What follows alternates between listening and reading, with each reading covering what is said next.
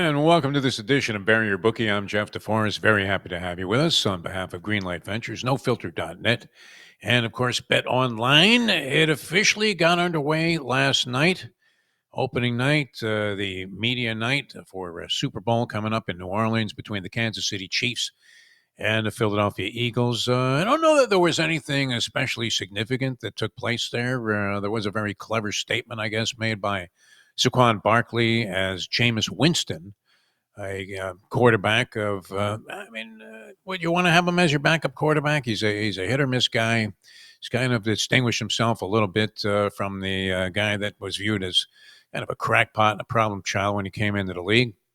Not to condone what could have been a possible sexual assault. We certainly want to be on that side, but I got the feeling that maybe that investigation wasn't all that thorough there at Florida State. Since that time, though, he seems to have had an epiphany and appears to everybody to be a wonderful human being. So he asked Saquon Barkley of the Philadelphia Eagles, he said, well, I'm a free agent now. What team should I sign with? And Barkley shot back, you should sign with the Giants, and then threw in a little dig there. I think they need a quarterback. Is that still a motivational tool? Saquon Barkley doesn't seem like he needs to be ignited by the fact that the Giants decided, and probably one of the worst decisions since Nolan Ryan was traded for Jim Fregosi many years ago, or Lou Brock for Ernie Brolio, or any bad trade, the Chief and Kevin McHale for Joe Barry Carroll. These are trades that changed the course of both careers and organizations for years into the future if you make that kind of blunder. The Giants, of course, had a horrible season. Saquon Barkley sitting there going to the Super Bowl, but maybe, I don't know, is that still fueling the fire that burns inside Saquon Barkley to win a championship? Well, we'll get into that and have a lot of Super Bowl talk for you going on all throughout the rest of the week, and get into some prop bets and all the different things that take place when you're betting the Super Bowl. If you are, and this is the biggest betting weekend of the year. It's finally here, right? Got through that week last week where you were thinking, I want to have a little moratorium on Super Bowl talk. But right now, we're in the midst of it. And we're starting to formulate opinions about what to do with the game and over-unders and all of the various prop bets there are. And this means more updated odds and props for Super Sunday. Bet Online is your world's most trusted betting platform and your number one source for online betting. They have hundreds of prop bets, MVP odds, and exclusive in-game live betting. BetOnline is your ultimate game day companion. They really are a good thing to have on hand here, right there on your phone. Whether you're a seasoned fan or a first-time bettor, BetOnline offers you everything and more to enhance your game day experience. Visit the website today and make game day action count a little bit more. BetOnline, the game starts here. All right, so you didn't have any wild stuff going on at the Super Bowl media day. I didn't see if Kanye West had his wife streak naked through the arena, where all of the Eagles players and coaches and I don't know what other ancillary people associated with the organization were available. And same for the Philadelphia Eagles. And usually there's something. I guess it's kind of odd that you had Jameis Winston acting as a media member and firing off questions. But you didn't have the usual. There's always some hot Hispanic broadcaster that proposes marriage to a Tom Brady or something, and the whole world, it goes viral and everybody's all over that. I'm not sure that there was anything particularly revealing that came out of Media Day. So now they begin, and if you're still listening to radio programs, or I guess many streaming sites will be broadcasting from what was formerly known as Radio Row. Still is, although it's greatly been diminished. I've probably been on about 20 of them, and it was always fascinating. A lot of people in the media would condemn that as saying, well, I'm not going to take part in this blatant commercialization. I don't want to sell fucking pork rinds just to get an interview with, and then you're thinking, well, wait a minute, when am I ever going to get an interview with like Lawrence Taylor? Unless I go ahead and let him spout about the fact that he can't get through a day without eating several bags of pork rinds. It was okay with me because the content that you got. And and every now and then somebody would say something that was actually interesting. So we'll get into that a little bit too. But we want to welcome into the program here today. And it's always a pleasure. And I would imagine this man is chomping at the bit because he's got How busy is your crew, Scotty M? Welcome to the show. How busy is your crew right now with Super Bowl week on tap here? It's absolutely at a whole different level right now. This week, everybody's coming out of the woodwork. Customers from the past, just want to see what's going on. Obviously, with the big game coming up this week and all these different prop plays, and just it's March Madness early, as they say. All right. We've been looking at this from an analytical standpoint. I don't know how you feel about this, so curious to get your opinion, Scotty. Vic Fangio, all right.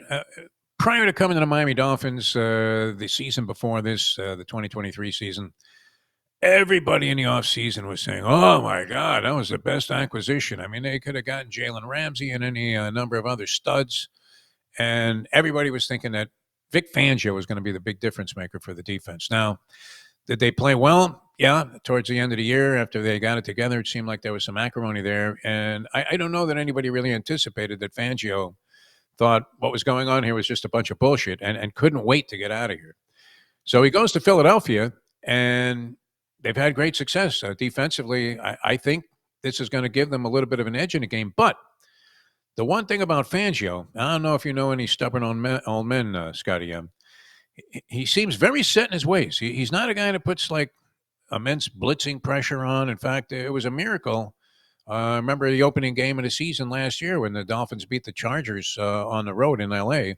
Yeah. Uh, they finally blitzed on like the last play, and it won the game for him. So can he get away with that? I mean, just Yeah. staying in his zone defenses and rushing four guys against Patrick Mahomes, or is Mahomes not equipped to, like Drew Brees, just dissect this as if he was working on the English patient? I think it's listen, if it's not, there's an old adage, you know it as well as I do. If it's not broke, don't fix it. And whatever they're doing right now is working on both sides of the ball. The offense is clicking. The defense is playing well enough to win these games. Obviously, that's why they're in the Super Bowl. I mean, I don't see any reason at the 11th hour, 11th and a half hour, as they say, making any changes. I think you leave everything in place. You got your players, playing for you. You got things moving in the right direction. I mean, I'd leave everything alone. Listen, at the end of the day, we all know Mahomes. Mahomes is, he's on Mount Rushmore for a reason Yeah. because he finds ways. Good players, great players, I should say, find ways to win games. You got to contain them. You're not going to stop him. There's no way you can stop the guy. I mean, unless he stops himself. So you just keep doing what you're doing. What got you to the dance? Don't change your partner. And Philadelphia.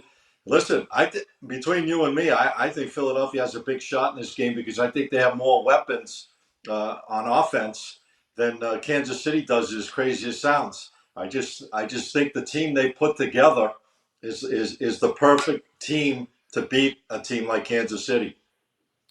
I'm with you on that. I'm convincing myself now. The standard adage that you know how it is. We've met at the racetrack many, many times, and I've seen you, in agony with a lot of other people going, "How the fuck did I leave out Iran Ortiz?" And you're thinking, you don't bet against the top guy. You're finally getting a price on this guy, and you ignore him because you're figuring if he isn't 3 to 5, he's probably on a pig. And then you regrettably afterwards are tearing up tickets, and that's what happens with Mahomes. Every time he beats somebody, I think I've gone all in that he was going to lose like every game, Yeah. and he just keeps coming up with it. I'm a fan of Mahomes too. It's not like I root for him to do badly. I love what he's done and accomplished, and seems Listen, like a decent guy. But yeah. people will say if Kansas City wins, I told you. Never fucking bet against Mahomes. How could you do it? You're so stupid. You're stupid. And then you feel like, I mean, you're that gambler that's looking in the mirror saying, I'm a loser. And you feel like shit. But I mean, can you go against that? It's hard to push yourself against it. And yet I want to do it again. It's the old adage like the horse racing. You want to always beat the 3 to 5, the even money shot. You always want to try to find a horse that's going to beat them. Yeah. And, and it always seems to come back to haunt you where you can't beat them. Same with Mahomes. You try everything in your power to try to beat this guy, and he just seems to come back, whether they're down by 10 points, 14 points, they're winning, whatever the case, whatever the scenario is, it just seems like it's brutal to beat a guy like this. But sooner or later, listen, we all know as great as the Patriots' 20-year run was and 6 Super Bowls and winning the AFC East and championship games, it comes to an end sooner or later.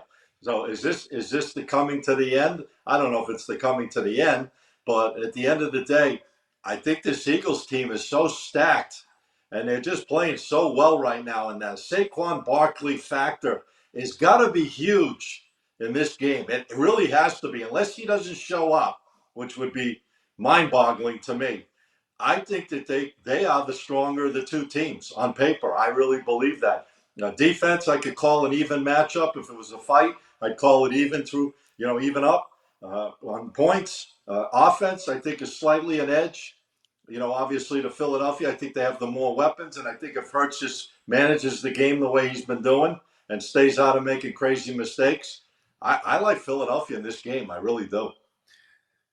Three things can happen. Two of them are good if you're with the underdog in these situations when you're trying to pick a side. One would be that Philadelphia is the better team, as we're speculating, and wins outright. The other would be they're in a dogfight, a nail biter. It comes down to a 1-point margin, which Kansas City reigns supreme in. I think they've won 17 straight one-score games. So they have that old cliche. They do find ways to win somehow, and sometimes ways to win finds them, as with missed field goals and calls that sometimes look to be more than suspect, as if Tim Donaghy himself was refereeing a game. You could cover the point spread as narrow as it is, and then of course you could have Kansas City just annihilate Philadelphia and wipe the floor with them, and so that's the one bad result of the three. So I'm thinking I'm playing the percentages there, and I do give Philadelphia a big chance to win this game, and I'm with you. I mean, I think they have the better receiver in AJ Brown, of course. You would have to give the edge at quarterback to Mahomes. I don't know that that's even arguable, but Hurts is not terrible. right. And even if he's compromised a little bit, it hasn't shown because he passed the ball down the field better in this last game to take them into the Super Bowl than he had at any recent time that I can remember watching. He was very much on the money with throws over the top to A.J. Brown and his other receivers. And then and we temporarily lost a picture on Scotty M. There he is. He's looking good. But yeah, he Hurts gave probably his best account of himself, I think, in this last game. And how could people sleep on Zach Ertz at tight end? I mean, as much attention as Kelsey gets, and for his career, probably. I mean, obviously exacerbated and gone up exponentially since he's hanging out with Taylor Swift. But as much attention as he gets, Zach Ertz at this point in time is probably the better. Is it fair to say that, or is it blasphemy to say? Are you talking about Dallas Goedert? You mean because Hurts, I think, plays for Washington, if I'm not mistaken, right? He used to play for Washington. He used to play for Philly. I think it's Dallas Goedert. You're talking about the tight end for Philly? Maybe. No, I thought Ertz had a big ball game. Maybe I'm way off on this. Yeah, he had a big ball game for Washington when they played against Philadelphia. Okay, so that's why I like Zach Ertz. No, but listen, the key to the Super Bowl is going to be on Jalen Hurts. There's no doubt about it. If he gets forced into doing things, and sometimes he's suspect of forcing things. If he makes mistakes, that's going to take them out of the game. I don't think the running game is going to be a factor. I think the running game is going to be good because Barkley has been good all year. But the whole key to the Super Bowl, the success of Philadelphia, is going to ride on the legs and the arm of Jalen Hurts. There's no doubt about it. Unless there's something that goes on, obviously, with fumbles and things like that, key mistakes, because Kansas City, if there's mistakes, Philly makes mistakes, they're going to get it stuck right in their backside because Kansas City's going to eat those mistakes up and turn those mistakes into points. And that's going to probably take Philly out of the game. So they got to play like a flawless game on offense and maybe create something. Maybe, Mahomes or something, they force something in there and they make a mistake and Philly takes advantage of it. But the key to the Super Bowl, the road to the Super Bowl, is definitely on Jalen Hurts' legs and arm, no doubt. All right, you're a well-traveled individual. New Orleans, one of your favorite destinations? No, can't stand it. You hate it? Okay. No, last time I was in New Orleans, I didn't know. It's not that I hate it. I don't hate it. I don't put it like that. Last time I was in New Orleans, I took my son in 2018. We went to WrestleMania at the old Superdome. I guess back then it was called the. I forgot the It name. used to be the Louisiana Superdome, but now it's like Caesars something. Right. Yeah. No, New Orleans is cool. It's a great party town. I don't know. There's so many people in that little community like that. You know, it's gonna be a shit show to say the least. I would think with all the people there. Oh, it's wild. Yeah. I mean, you're walking around on the I know streets. you like, right? You like New Orleans, right, Defo? I do like New Orleans. I'm a big fan of the food. I mean, obviously, this tragedy was devastating that took place Oh, on what, New Year's Eve? What was it? And yeah, and you're thinking, geez, how many times I've been on Bourbon Street on New Year's Eve in the past, having gone to cover a couple of Sugar Bowl games, yeah. and I mean, you can't even imagine the horror there. But that aside, which is nothing to brush aside, but as a place, a destination, good for a couple of days. Only the one casino, and that's Harris. So that's a little prohibitive. No, I think I'm not sure if they have sports betting in that casino. I want to. I think It they was. do. They do. They do have sports betting in New Orleans. Oh yes, yes. No, you're right. You're absolutely right. They do, and then to get to the racetrack, they don't have simulcasting, is what it is. That kind of is disturbing for me. So I like to sit in a casino all day when I'm at a casino destination and just plunge on the races. The wife runs around, plays the slot machines, accumulates enough points for us to get another freebie invitation back there. And I just like to ease my way through the day. But you have to actually physically go to the fairgrounds racetrack, Yeah. which you know how this is with horse players. I don't care how wealthy you are. You don't like getting whacked for like $30 in a cab fare before you even get to the track. It's like the old days where you had to pay. 30 minus. You're minus going into the. Yeah. I mean, you want to have your bankroll, and then you have to save 30 going back. Right. So, I mean, obviously, you could charge this on some kind of card now, I guess, in all cabs and stuff. But nonetheless, I mean, so physically, it's a little bit awkward for me from a degenerate gambling standpoint. From a food standpoint, it's a sodium bloodbath. I mean, you may as well have the coroner on speed dial because all of the stuff there is just loaded with salt and not necessarily the most conducive to coming back weighing less than you did when you left for that destination. All right, so you're all over the Eagles in this game. I like that. Any other things? I mean, I know you wanted to Couple of get into props. some of the props that you guys have been researching. So, Yeah. and people love this more than they like the game itself. So, Yeah. fire away. What do you have, Scotty M? I got a couple of props I'm looking at. Actually, I mentioned the tight end for the Eagles, Dallas Goddard. I think he's going to have a pretty good game, and I think Hurts is going to be looking for him. He's been looking for him lately. I like the over receptions for Dallas Goddard in that game. I think it's around 4.5, 5. I'm not sure the exact number, but I do like the over on the total receptions for Goddard for the tight end for the Eagles.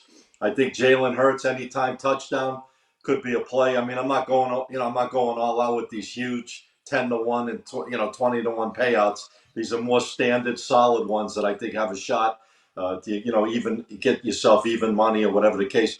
I like Jalen Hurts anytime touchdown. I think both quarterbacks are going to have a lot of passing yards. I think this game's almost going to be like the mirror image of the first time they met. It went down to the very end. I thought the Eagles had a shot to win that game, and Mahomes, there he was, drove down the last drive, boom, and beats them at the end. But I think both quarterbacks could have a lot of passing yards, so I'm going to go over in the passing yards for Hurts, over in the passing yards for Mahomes. Those are the four that came out to me. I mean, there's thousands of them. I'm not going to dig into thousands of them. I really am not. Nothing on the Gatorade color? Yeah, no, That's not you? that's not that's not that's not me on that one. But Yeah. yeah, I like those. I think Goddard. I think Goddard's going to be definitely a key for the Eagles with the tight end. I think Hurts is going to look for him in that game, and that could be a good play right there. That could be the top one over on the receptions. All right, so you wouldn't advise people to take over on number of receptions for Zach Ertz in this ball game, Unless unless off the golf course and yeah. shows, I wouldn't mind that. All right, and now I like this proposition, Pitt, and I think is it posted at a yard and a half, that the shortest touchdown will be under a yard and a half, over under? Is that what it is? Because you're thinking that The push tush. the push tush is going to be in play somewhere in this ball game. Although, is there a guarantee that the Eagles are going to end up on the 1 yard line? Where do they start with the tush push, at the 2? I would say they got to be within the two or A yard and a half, right? closer to the one. I would think. Okay. Yeah. So, and this happens frequently in any football game where some guy gets stopped at the 1 yard line, or the ball is, eventually at the 1. A couple of penalties happen. It started out at the 4, goes to the 2, then the 1. These things occur frequently. So, likelihood of a Hurts touchdown, I think, is pretty strong. What are you getting on that, Scotty M? That's it. It's got to be close to even money. Defo. What Hurts anytime touchdown? I think it's like minus 110. I don't. Oh, you got to lay a little price there. Okay. Yeah, it's close to like a dead even number. Anytime touchdown with Hurts. It might maybe it's a little bit of a plus. It could be plus 110 or 115. But like I said, I think he's going to be a key factor into the whole scenario. Obviously, the quarterbacks are always a key scenario, especially in the biggest game of all. But I think everything's moving through his legs and his arms to make it happen for the Eagles, because we know Barkley is going to do what he does, and he's been doing it all year. So why would I think anything differently? If he falls apart in the biggest game of the season, I don't think the pressure is going to get to him. The guy looks like he's just a solid, put together athlete. So I don't think the pressure of this game is really going to get to him. No, it doesn't appear that way from his No. interviews. Yeah. This guy it has that kind of focus, almost like a He's Barry Sanders type of focus, where nothing's going to bother him. He could get thwacked, and he doesn't really experience this that often, where he's just getting stuffed 3-4 times in a row. You don't see that often with Philadelphia's running game. That's what makes them so. That's what makes this a tough out for Kansas City. How do you stop this guy? Yeah. If Hurts shows up and has a solid game without making mistakes, you got these two guys, and then if you forget about that, you got AJ Brown, you got Devontae.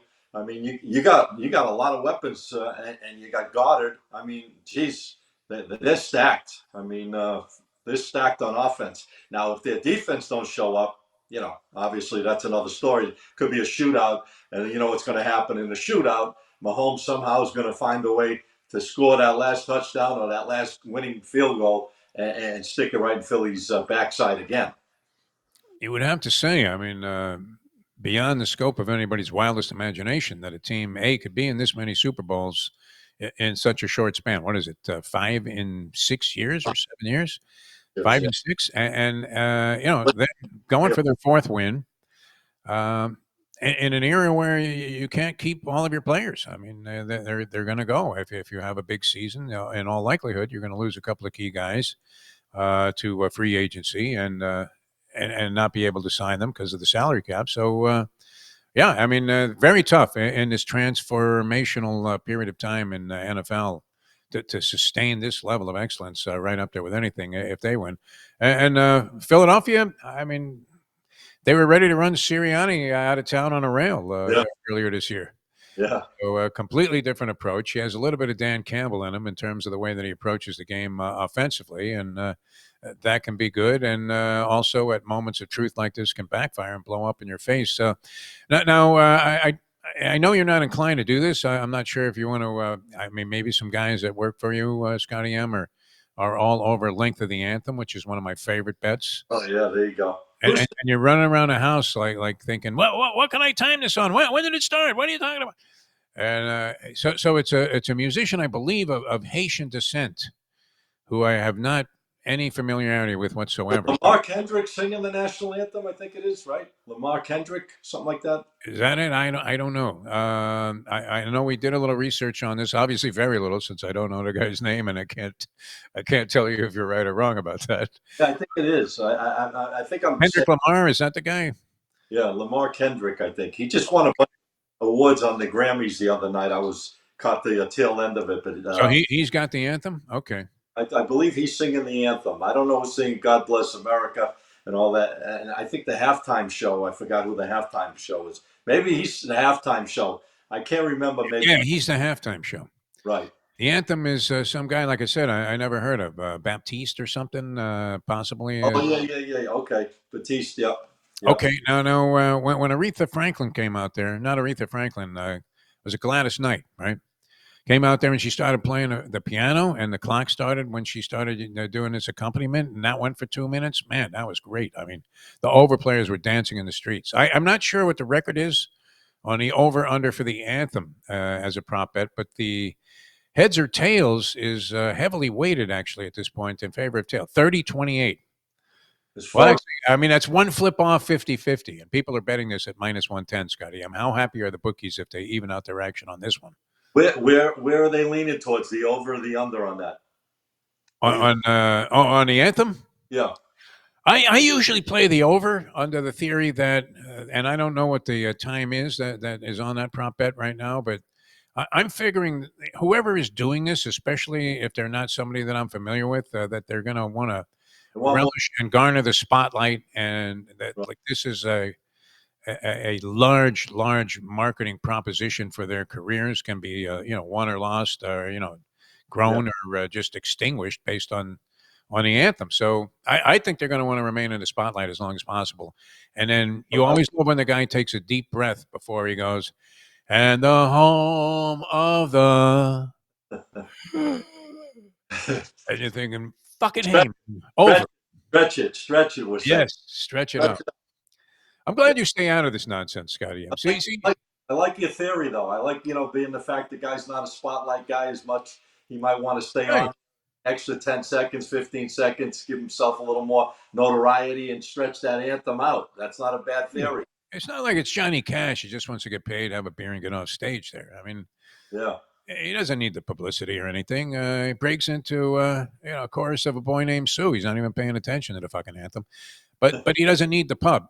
Where this guy, I think, can make or break his career by doing. If he nails the anthem, it's going to make a big difference for him. All right, Scotty M. So it's Eagles all the way. All right. Yeah. And great college basketball tonight. I don't know if we have much time, but fire it.